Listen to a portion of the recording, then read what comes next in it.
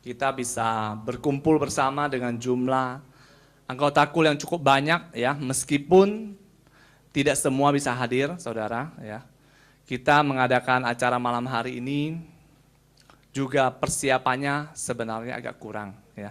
Tapi anggota-anggota KUL yang luar biasa mereka mau ambil bagian. Saudara lihat sendiri bagaimana mereka sampai agak kelabakan ya, tapi mereka mau melakukan itu. Nanti saya jelaskan kepada saudara mengapa anggota KUL mau bersusah-susah tampil di depan dengan persiapan seadanya. Tahun lalu kita mengadakannya dengan persiapan yang cukup matang, cukup baik, dan hasilnya luar biasa, saudara ya. Kalau tadi persiapannya kurang aja, ketawanya udah kayak begitu. Dulu persiapannya luar biasa, ketawanya mungkin sampai sakit perut ya. Puji Tuhan. Nah saudara, malam hari ini saya rindu kita mengulas bagaimana Tuhan Yesus mati bagi kita, kenapa dia mati bagi kita ya. Saya sudah bawakan sedikit bahan ini di KUL gabungan beberapa KUL ya di Ampera. Tapi saya rindu bahan ini boleh kita bawakan, kita boleh dengarkan bersama lagi, saudara. Beberapa teman saya, terutama di internet ya, teman-teman SMA juga, ya beberapa dari mereka ateis, tidak percaya Tuhan atau lebih mengandalkan logika mereka dibanding iman. Mereka lebih percaya kepada pengetahuan mereka dibanding doa. Bahkan ada yang sampai ekstrim sekali, karena saya ketemu 1-2 orang dan dia mengajak saya bertemu dengan kumpulan-kumpulan orang-orang di internet yang, wah kalau dengar nama Yesus, wah mereka semua siap-siap untuk mungkin kalau nggak bisa dibilang mencaci maki itu menjatuhkan sampai sejatuh-jatuhnya. Dan mereka punya pengetahuan yang luar biasa, pikiran yang luar biasa. Kalau kita yang baca Alkitabnya jarang-jarang, wah boro-boro. Pasti saudara udah, oh ya benar ya apa yang dibilang ya. Saudara udah langsung nggak Kristen lagi gitu. Ada satu teman yang orangnya cukup enak untuk diajak berbicara ya. Dia itu dulu dari agama Kristen juga. Dari saudara kita yang satu lagi ya. Dia mungkin dia kurang mendapatkan kasih dari orang-orang Kristen yang lain, sehingga waktu saya tanya pendapat, sekarang dia udah nggak beragama. Saya tanya, menurut kamu ya pendapat kamu tentang orang Kristen bagaimana? Pendapat kamu, dibilang. Dia bilang pendapat yang bagaimana nih? Pendapat yang jujur atau pendapat yang supaya kamu nggak tersinggung? Dia bilang begitu. Saya bilang ya jujur dong, saya emang nggak tersinggung lah gitu. Kemudian saya kan email dia email balik ke saya dan dia berkata begini, menurut saya orang Kristen itu munafik dan menyebalkan. Dia bilang begitu saudara, dan masih banyak lagi.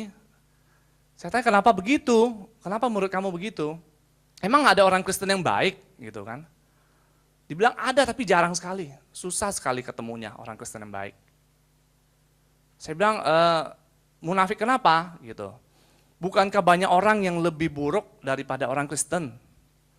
Dibilang memang, kalau dilihat dari perbuatannya mungkin ya, kesalehannya, mungkin orang-orang dari agama lain tidak lebih baik dari orang Kristen, atau mungkin lebih buruk dari orang Kristen. Tapi kenapa kamu sebut begitu? Dibilang, karena orang Kristen suka ngomongin ayat. Kalau posting status di Facebook selalu ayat-ayat, wah keren banget, ayatnya macem-macem. Tapi kenyataannya, perbuatannya itu menyakitkan hati. Dan dia membawa teman-temannya yang sudah pernah sakit hati sama orang Kristen, ada yang mertua laki-laki mau perempuan, sering mungkin ke rumah doa, ibadah hari Minggu, pokoknya kalau di rumah ngomongnya tentang Yesus, Roh Kudus, segala macem gitu. Tapi dia sebagai menantu, habis-habisan diinjak-injak, jadi dia benar-benar benci banget gitu. Sama mertuanya dan sama orang Kristen juga. Itu baru satu, ada beberapa yang dia ajak untuk berbicara sama saya. Saya bilang, waduh ternyata begitu ya, kenapa bisa begitu ya. Dan mereka menyebalkan dibilang. Menyebalkan, soalnya udah sering ngomong-ngomongin tetap aja masih ngomong tentang Yesus segala macam, tapi perbuatannya nggak mencerminkan kasih itu sendiri. Mungkin saudara di tempat ini sudah ada yang lama, dan rata-rata saya lihat mungkin udah lama jadi orang Kristen, udah bertahun-tahun. Dan saudara mungkin jadi orang Kristen rasanya gimana sih? Kalau kayak santan ya, mungkin udah tinggal ampas kelapanya aja, jadi peres gitu udah nggak ada yang netes lagi, udah nggak ada. Udah tinggal santan, udah tinggal ampasnya aja. Dan saudara merasa datang ibadah, ataupun saudara nyanyi, doa, udah nggak ada rasanya udah nggak nikmat deh. Dulu awal-awal saya Kristen, saya kalau doa ya, Pak Marco, saya kalau doa langsung saya nangis. Rasanya hati saya teduh banget gitu. Tapi sekarang, ya datang gereja aja lah. Datang gereja, kalau diajak rumah doa, kalau ada ikut, kalau enggak juga nggak apa-apa. Kalau lagi mau jalan-jalan, saya jalan-jalan nggak ke gereja gitu. Habis itu ya di tempat kerja mau nggak usah ngomong-ngomong soal gereja dah gitu. Mau menipu, mau apa-apa, lakukan aja gitu. Saudara, saya mau kasih tahu saudara bahwa kita sebagai orang Kristen, kita itu luar biasa saudara sebenarnya. Sangat-sangat luar biasa. Cuma kita nggak menyadari potensi kita yang luar biasa aja. Saudara mungkin melihat bahwa kalau jadi orang Kristen yang mau berkarya, saudara perlu berkhotbah misalnya di atas mimbar. Atau jadi ketua kul. Atau saudara bisa usir setan. Saudara bisa berbahasa roh sampai, mungkin sudah berbahasa roh sampai terangkat dari bumi gitu. Yang keren deh pokoknya. Atau saudara kalau tumpangin tangan, orang pada roboh. Belum kena aja saudara dekat-dekat orang udah kayaknya mau jatuh gitu. Atau saudara mendoakan seseorang, orang itu langsung sembuh dari sakitnya. Tapi kenyataannya saudara banyak doain orang nggak sembuh-sembuh, atau bahkan mati. Ya. Jadi di mana spesialnya kita sebagai orang Kristen kalau begitu? Nggak ada dong. Kita pagi doa, siang doa, malam doa. Saudara baca Alkitab, ya begitu-begitu aja. Baca doa Alkitab tiap hari, doa tiap hari, rasanya mungkin damai. Tapi apa yang saudara lakukan di luar nggak menjadi contoh baik. Sehingga mungkin kalau orang lain bilang, mereka nggak akan bilang orang Kristen itu munafik dan menyebalkan. Mereka mungkin akan bilang Yesus itu munafik dan menyebalkan. Karena saudara yang dilihat oleh mereka adalah Yesus. Kenapa orang dari agama lain nggak pernah ngomongin begitu? Jarang sekali. Kenapa? Karena orang Kristen, kita, Yesus sendiri di dalam diri kita selalu ngomong yang baik kepada orang lain, tapi kita tidak melakukannya. Saudara bisa bilang mengampuni orang, tapi saudara nggak pernah mengampuni orang. Saudara malah kalau ada orang yang nyebelin, saudara ingat-ingat terus. Untuk yang ini saya nggak akan ampuni, khusus buat yang ini aja nih, gitu. Tapi yang khususnya ada beberapa gitu, ya. Ataupun saudara, kita kurang mau meluangkan waktu kita untuk melakukan sesuatu sehingga orang lain bisa melihat diri kita penuh dengan kasih. Kita semua bisa dipakai dengan luar biasa. Menyembuhkan, mendoakan orang sakit, itu yang sembuh itu cuma tubuhnya, dagingnya saja. Saudara ngusir setan, yang bersih rumahnya dari setan, saudara pindah ke rumah, setannya pindah ke rumah lain. Saudara melakukan banyak hal yang menurut saudara luar biasa, tapi saya bilang itu nggak luar biasa. Yang luar biasa itu adalah sama seperti Yesus mati bagi kita. Apa yang perlu kita lakukan sebagai orang Kristen? Esensi dari kita sebagai orang Kristen itu apa? Saya ajak kita buka deh, mungkin Meli bisa kasih lihat ayatnya. Di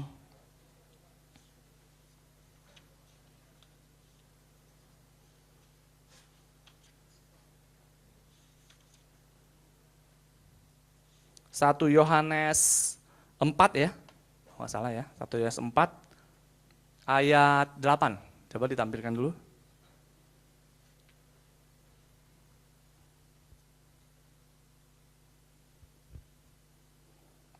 Barang siapa tidak mengasihi ia tidak mengenal Allah, sebab Allah adalah kasih. Kemudian satu lagi ayat 16.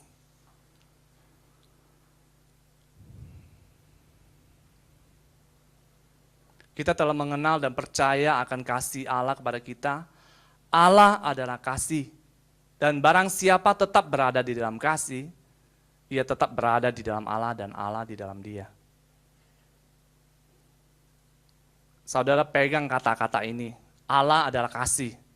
Allah itu bukan yang lain-lain, bukan tumpangan tangan, bukan hal rohani yang lain deh. Allah adalah kasih, satu aja. Kasih itu mengasihi Tuhan, oke lah. Itu yang pertama. Kedua kan saudara harus mengasihi sesama. Yang kedua yang saudara perlu, yang malam hari ini saya mau tekankan, saya bukan bilang kita tidak perlu mengasihi Tuhan, itu sangat perlu. Tapi mengasihi sesama supaya orang lain bisa melihat Yesus di dalam diri kita.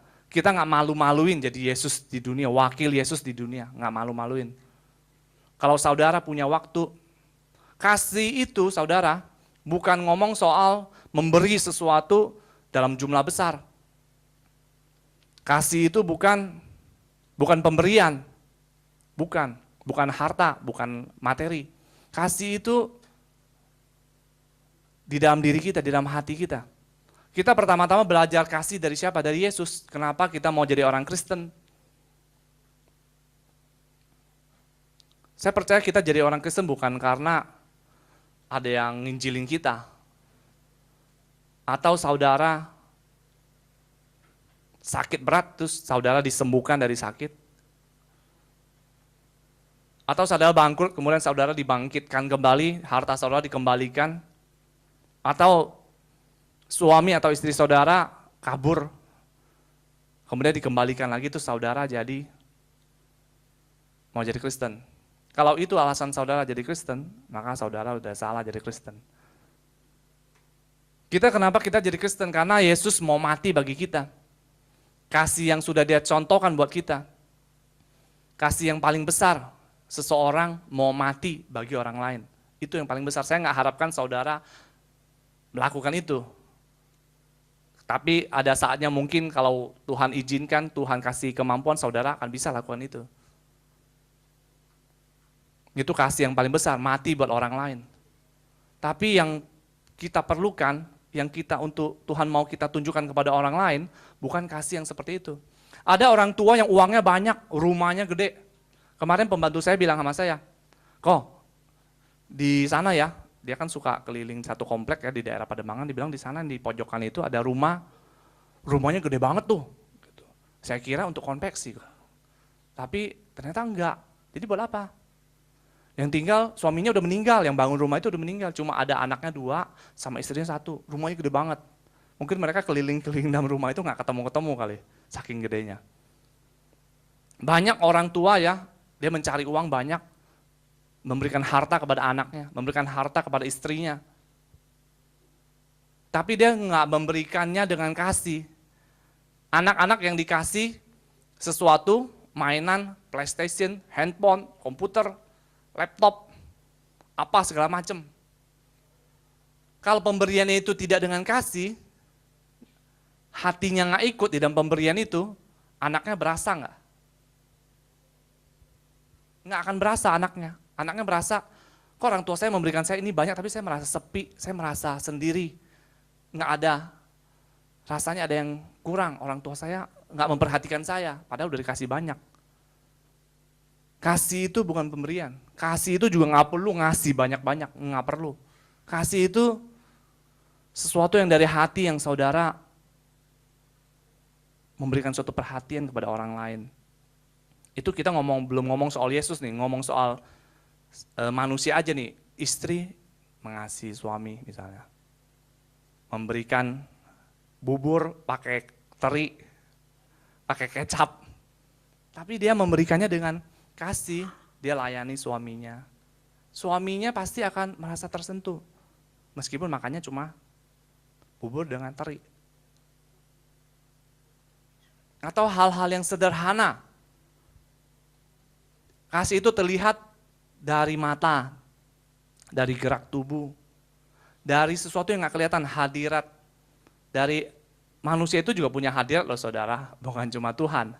Tuhan ada hadiratnya, manusia juga ada, cuma kadarnya lebih kecil. Itu sebabnya kenapa anak kecil dibilang dia mau orang tuanya menemani dia di dalam kamar supaya ada temennya.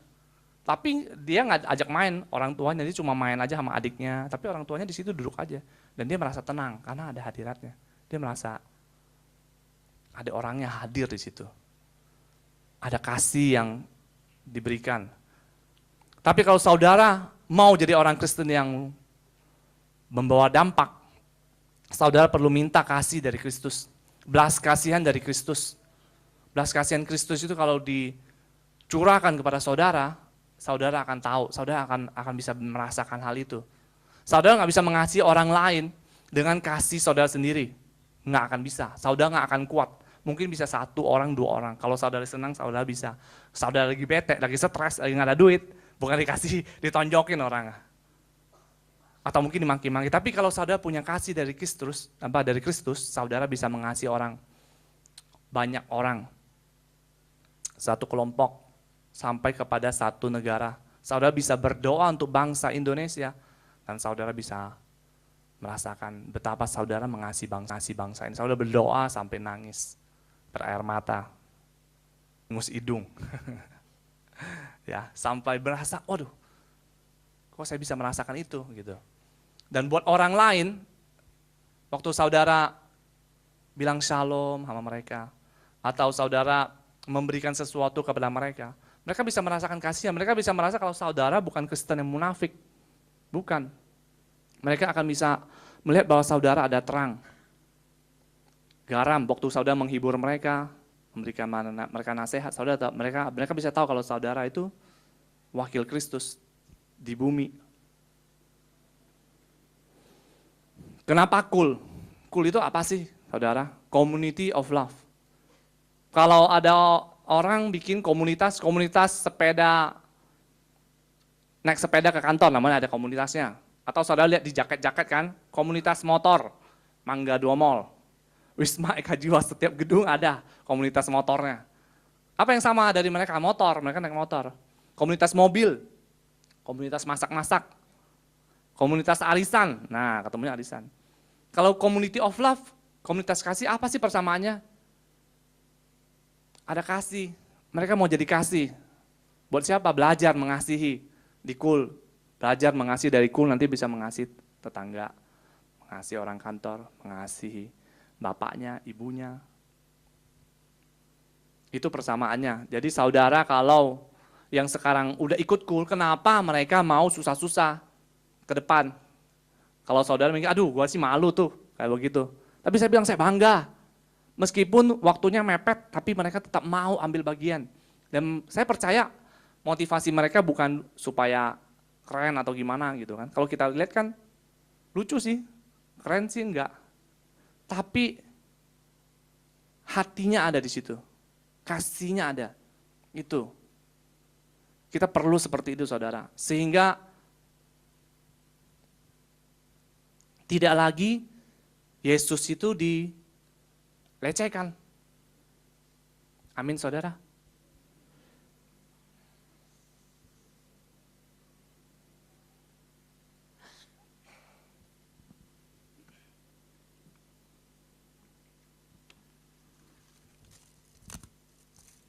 Sorry saudara.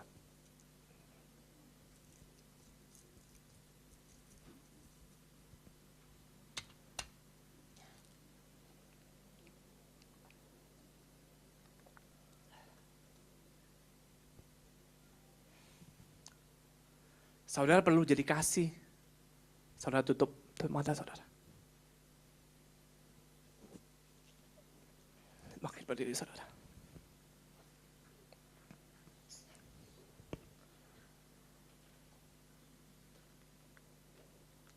Angkat tangan saudara.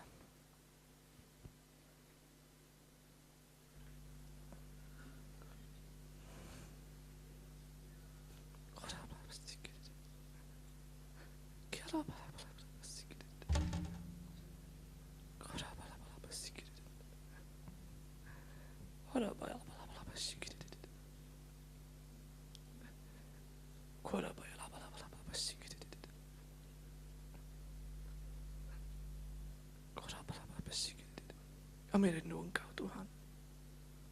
Kami haus dan lapar akan Engkau Tuhan. Biarlah belas kasihan-Mu turun atas kami malam hari ini Tuhan. Biarlah belas kasihan-Mu turun atas kami. Belas kasihan-Mu turun atas kami Tuhan. Turun atas hati setiap kami Tuhan. Sehingga Engkau tidak lagi dilecehkan Tuhan. Orang tidak mengolok-olok Engkau Tuhan. Sehingga kami boleh jadi terang. Kami boleh jadi garam ya Tuhan. Kami berdoa ya Bapa. Biar hadirat-Mu turun atas kami. Urapan-Mu turun atas kami. Atas setiap kami di tempat ini ya Tuhan. Atas setiap tangan yang terangkat. Masuk ke dalam setiap hati Tuhan. Belas kasihan-Mu itu. Belas kasihan untuk jiwa-jiwa. Belas kasihan untuk orang yang tidak mengenal Engkau Tuhan. Jadikan kami terang-Mu. Jadikan kami garam-Mu Tuhan. Kami sungguh perlu itu Tuhan.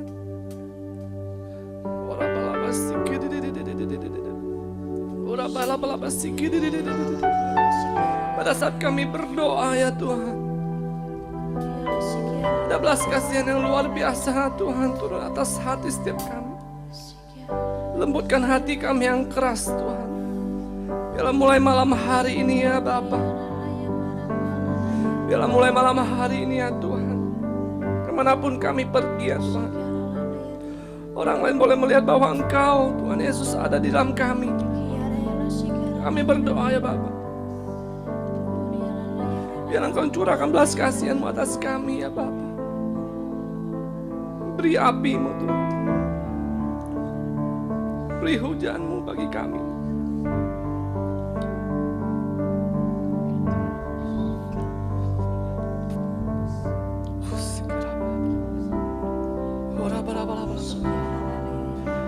Beri api dan beri hujan bagi kami Tuhan.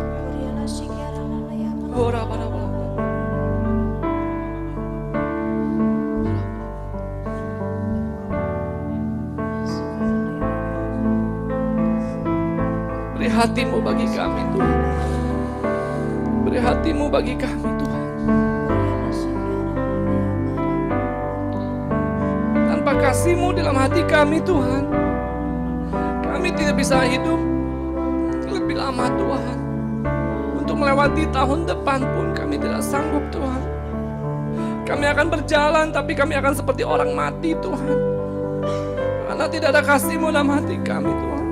Kami minta Tuhan setiap orang yang hadir malam hari ini, jangan Kau lewatkan satu pun ya Bapa. Kasih-Mu Tuhan. Kasih-Mu, belas kasihan-Mu Tuhan turun atas hati setiap kami Tuhan.